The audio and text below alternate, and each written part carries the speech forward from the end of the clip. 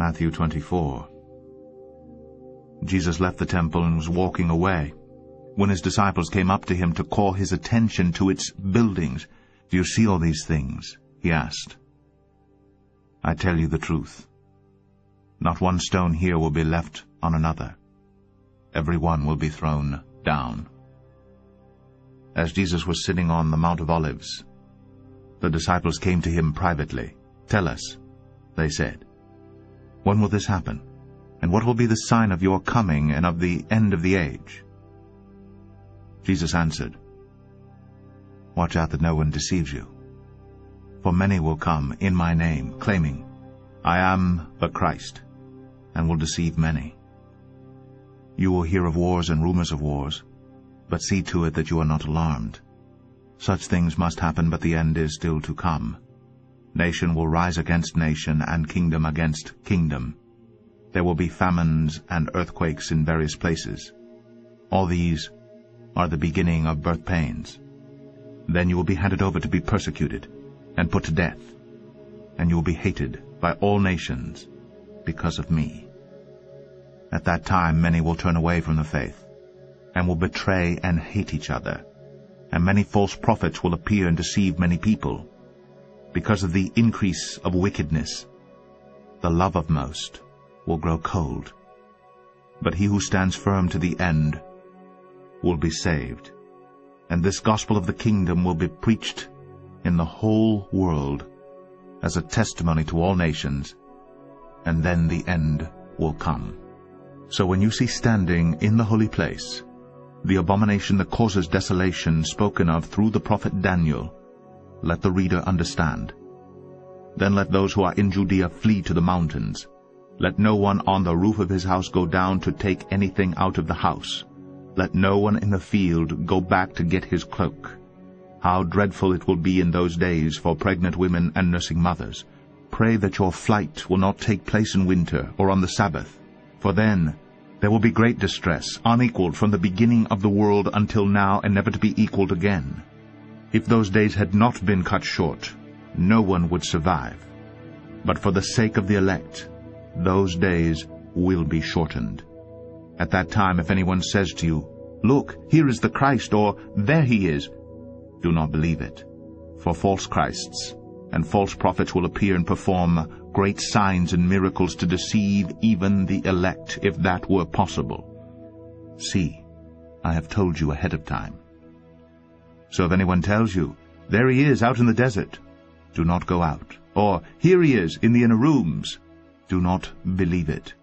For as lightning that comes from the east is visible even in the west, so will be the coming of the Son of Man. Wherever there is a carcass, there the vultures will gather. Immediately after the distress of those days, the sun will be darkened, and the moon will not give its light. The stars will fall from the sky, and the heavenly bodies will be shaken. At that time, the sign of the Son of Man will appear in the sky, and all the nations of the earth will mourn. They will see the Son of Man coming on the clouds of the sky with power and great glory. And he will send his angels with a loud trumpet call, and they will gather his elect from the four winds, from one end of the heavens to the other. Now learn this lesson from the fig tree. As soon as its twigs get tender and its leaves come out, you know that summer is near. Even so, when you see all these things, you know that it is near, right at the door. I tell you the truth. This generation will certainly not pass away until all these things have happened. Heaven and earth will pass away, but my words will never pass away. No one knows about that day or hour, not even the angels in heaven nor the Son, but only the Father. As it was in the days of Noah, so it will be at the coming of the Son of Man. For in the days before the flood, people were eating and drinking, marrying and giving in marriage, up to the day Noah entered the ark. And they knew nothing about what would happen until the flood came and took them all away. That is how it will be at the coming of the Son of Man. 2 men will be in the field, one will be taken and the other left.